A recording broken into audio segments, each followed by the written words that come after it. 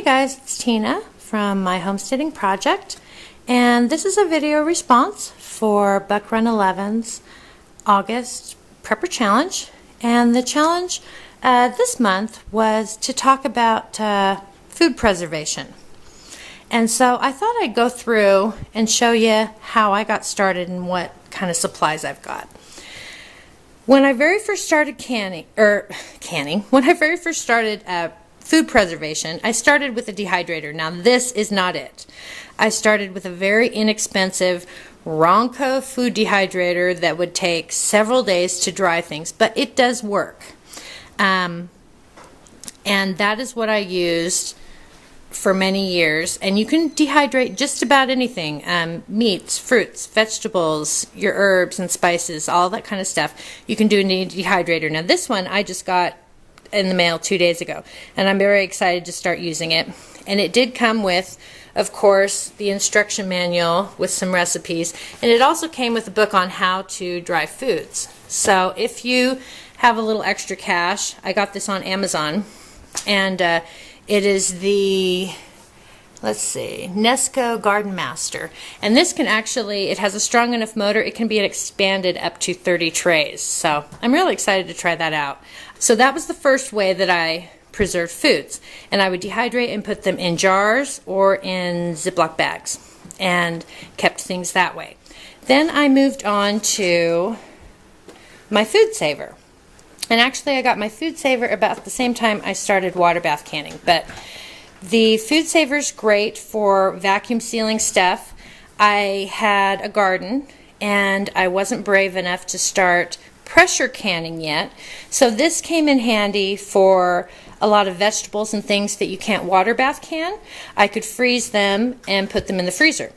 And this particular model that I have also will seal Mylar bags, and it has, oh, I should have got it out. It has the port and the attachment for your jars, so you can pressurize your jars as well.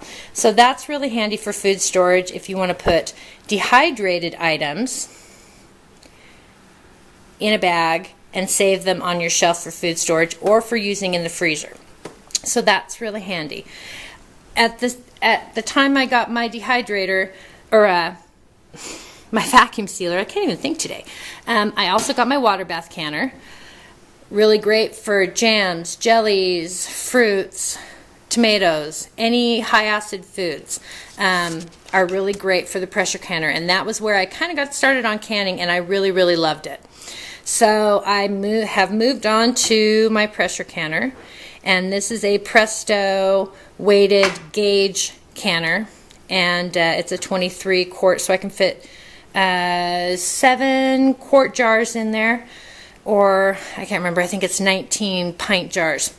And I love canning, and that is my favorite way to preserve right now. Although, even though I'm doing a ton of canning, this is just some of the stuff I canned over the last couple days. This I did some chili actually just last night, and doesn't that look good? But I've done meat, vegetables, fruits. You know, here I've got some chicken that I canned. So I do love canning, but I am going to start doing a lot more dehydrating of some of my fruits and vegetables, so they take up less space. I do like having the jars on hand to use quickly, but I do want to have, they do take up a lot of space. Canned foods do take up a lot of space. So I am going to be doing a lot of dehydrating for a lot of my vegetables as well, so that I can store them in a smaller area. Now, the books that I reference and I use, of course, everyone, you need your Ball Blue Book, Guide to Preserving. That's your Bible. I also have the complete guide to home canning and preserving. This is the USDA's book. You can also find their information online as well. Then go to a secondhand store. These are books that I got secondhand. Freezing and Canning Cookbook. And I also got Canning, Freezing, and Drying. Those have some really good recipes in them. I just recently this year picked up the complete canning guide because it had some different recipes in it, and I got that at Sam's for pretty cheap. But do not forget your old cookbooks. Now these are cookbooks that I've had for years and years. The Joy of Cooking. This is the Fannie Farmer Boston Cooking School cookbook, and then the original Fannie Farmer cookbook. These also have canning recipes and teach you how to can in the backs of these books. So you don't just have to have specific canning books. You can also have your old-fashioned cookbooks do have sections in them on canning everything. The Joy of Cooking will even tells you how to can wild game, which is really nice. And also, of course, with your anything you buy, it's going to come with your instruction guides, and it gives you some recipes, and it gives you your instructions on how to can all kinds of things. One thing you're going to want to think about is, I got this as a secondhand, cooking with stored foods. So it's great to prep, and it's great to put up all this food in storage, but if you don't know how to cook with it once it's canned or frozen or dehydrated, what are you going to do with it? So do cook with your food stores, and look for cookbooks that tell you how to cook specifically with food storage, and you can find that online a lot too. I've started a binder. I should have got it out. I'll show it to you in a minute. I've started a binder with all of my information that I'm finding online. Should an emergency happen, that information will not be available to you if you have not printed it out and saved it. But anyway, these are my food preservation tools. And let me get my binder and I will show that to you. Okay, I grabbed my binder real quick, and it just says Canning and Preserving. And I just got this binder at a thrift store for $1. And there's not a lot in it yet because I just started printing out the stuff that I've been saving online. But I do have some information from the USDA, some of their guidelines on canning. A really good resource is the National Center for Home Food Preservation. Let's see if you can see it without the glare. The National Center for Home Food Preservation. That is an excellent website for getting recipes and information about canning. They also have links to lots of other canning resources. For example, the USDA is accessed in there.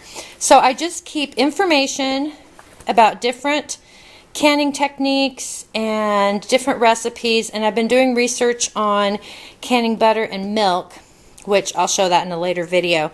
This is from Penn State Extension.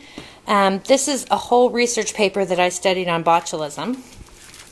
And then I have information on shelf-stable milk, and I have information on butter, because those are some of the things that I want to do. But not only do I have canning, I've started a dehydrating section and drying vegetables and things like that. This is through Colorado State University.